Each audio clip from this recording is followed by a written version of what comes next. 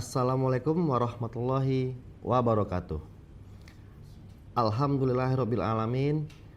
Segala puji bagi Allah Subhanahu wa taala yang telah memberikan kita kesempatan kembali bertemu dengan bulan yang penuh kemuliaan, bulan yang penuh rahmat, ampunan dan keberkahan, yaitu bulan suci Ramadan. Salawat dan salam semoga selalu tercurah kepada Nabi Muhammad SAW, teladan terbaik bagi umat manusia, beserta keluarga, sahabat, dan seluruh pengikutnya hingga akhir zaman. Para Tribuners yang dirahmati Allah, Ramadan bukan hanya tentang menahan lapar dan haus. Ramadan adalah bulan pendidikan, bulan latihan, bulan pembentukan karakter, dan salah satu pelajaran yang penting sering terlupakan di bulan suci Ramadan adalah bagaimana kita mengelola keuangan dengan bijak. Jadi pada kesempatan pada kali ini saya akan memberikan sedikit edukasi tentang tema bijak mengelola keuangan di bulan Ramadan agar ibadah makin berkah. Karena faktanya di masyarakat kita sering terjadi fenomena yang unik. Ramadan yang seharusnya menjadi bulan pengendali diri justru berubah menjadi bulan paling tinggi pengeluaran, baik itu konsumtif. Ada yang setiap sore berburu takjil.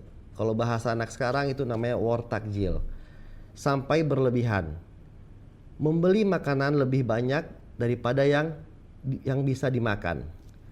Ada yang belanja online terus-menerus karena tergoda promo. Biasanya pihak provider aplikasi kalau ada momen seperti bulan Ramadan maka akan memberikan tawaran-tawaran promo yang menarik. Bahkan ada yang memulai memikirkan baju lebaran apa yang enaknya dipakai untuk pada saat hari raya Idul Fitri. Kemudian ada juga yang berpikir enaknya beli perabot rumah tangga yang bagaimana sehingga tamu yang datang enak untuk berkunjung ke rumah. Hingga liburan kemana pada saat nanti tanggal merah hari raya Idul Fitri, jauh sebelum Ramadan selesai. Padahal Ramadan adalah bulan ibadah, bukan bulan konsumsi. Ramadan mengajarkan hidup sederhana. Tribuners yang dirahmati Allah, Allah mengingatkan kita dalam Al-Quran surah Al-A'raf ayat 31 yang artinya, wahai anak cucu Adam, pakailah pakaianmu yang indah pada setiap memasuki masjid dan makan serta minumlah, tetapi janganlah berlebihan. Sesungguhnya Allah tidak menyukai orang-orang yang berlebihan. Ayat ini sederhana tetapi sangat kuat maknanya. Islam tidak melarang kita menikmati rezeki. Islam tidak melarang berbuka dengan makanan yang enak. Namun Islam melarang sikap berlebihan, apalagi sampai mubazir. Sebab mubazir bukan hanya soal uang yang habis, tetapi juga soal hilangnya keberkahan. Dan disinilah pentingnya pengelolaan keuangan selama bulan suci Ramadan. Nah, saya akan memberikan beberapa tips untuk pengelolaan keuangan pada saat bulan suci Ramadan. Yang pertama, bedakan kebutuhan dan keinginan. Hal pertama yang perlu kita lakukan adalah membedakan antara kebutuhan dan keinginan. Kebutuhan itu seperti makan yang cukup, kebutuhan keluarga, kesehatan, pendidikan anak, dan hal-hal yang memang harus dipenuhi. Sedangkan keinginan biasanya muncul karena dorongan emosi, karena tren atau FOMO, atau karena gengsi. Di bulan suci Ramadan, keinginan sering muncul lebih besar karena godaan. Nah, disinilah kita fungsinya bulan suci Ramadan ini sebagai pengendalian diri. Banyak promo-promo, diskon-diskon menarik, iklan makanan, hingga ajakan buka puasa di berbagai tempat. Bahkan mungkin restoran-restoran sudah full booking semua karena banyaknya permintaan akan event buka puasa bersama. Dari mulai buka puasa bersama dengan teman kantor, teman sekolah, dan sebagainya.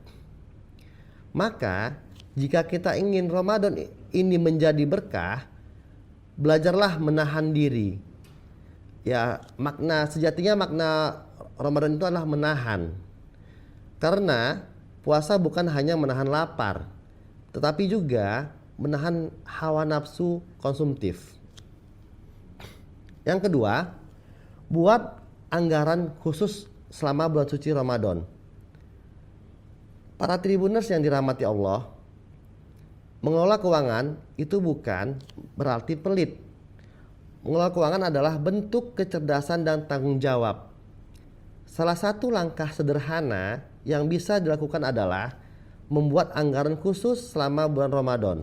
Misalnya, yang pertama, anggaran belanja harian untuk sahur dan berbuka. Yang kedua, anggaran untuk sedekah. Yang ketiga, anggaran zakat fitrah dan zakat mal. Yang keempat, anggaran kebutuhan rumah tangga. Dan yang terakhir, anggaran untuk Hari Raya Idul Fitri. Dengan adanya anggaran, kita tahu batas mana yang kita butuhkan dan mana yang kita inginkan. Kita tidak mudah tergelincir atau tidak mau tergoda dengan tadi ada promo, ada diskon. Karena seringkali masalah keuangan bukan karena penghasilan kecil, tetapi karena pengeluaran tidak terkontrol. Kemudian yang ketiga, perbanyak sedekah, jangan takut kekurangan. Sahabat Tribuners yang dirahmati Allah, Ramadan adalah bulan sedekah. Nabi Muhammad SAW dikenal sebagai manusia yang paling dermawan, dan beliau lebih dermawan lagi ketika bulan Ramadan. Sedekah tidak membuat kita miskin, justru sedekah membuka pintu rezeki. Allah berfirman pada surat Al-Baqarah 261 yang artinya, perumpamaan orang-orang yang menginfakkan hartanya di jalan Allah adalah seperti orang-orang yang menabur sebutir biji benih yang menumbuhkan 7 tangkai. Pada setiap tangkai ada 100 biji. Allah melipat gandakan pahala bagi siapa yang Dia kehendaki. Allah Maha luas lagi Maha mengetahui.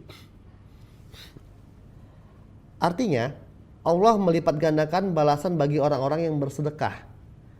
Maka jangan jadikan Ramadan hanya sebagai bulan belanja, bulan shopping. Jadikan Ramadan sebagai bulan berbagi. Sebab keberkahan itu bukan dari banyaknya harta, tetapi manfaat harta tersebut. Yang keempat, hindari utang untuk gengsi lebaran. Tribuners yang dirahmati Allah, menjelang Idul Fitri, banyak orang mulai sibuk dengan persiapan lebaran. Tetapi yang tidak wajar adalah ketika persiapan lebaran dilakukan dengan cara berhutang hanya untuk memenuhi gaya hidup atau lifestyle. Utang dalam Islam dibolehkan jika untuk kebutuhan yang benar-benar mendesak. Namun, jika hutang hanya untuk membeli baju mahal, membeli gadget baru, atau demi terlihat mewah di hadapan orang lain, maka itu berbahaya. Tribuners yang dirahmati Allah, demikianlah sedikit edukasi dari saya. Sampai kita berjumpa pada kesempatan berikutnya. Wabillahi taufiq wal hidayah. Assalamualaikum warahmatullahi wabarakatuh.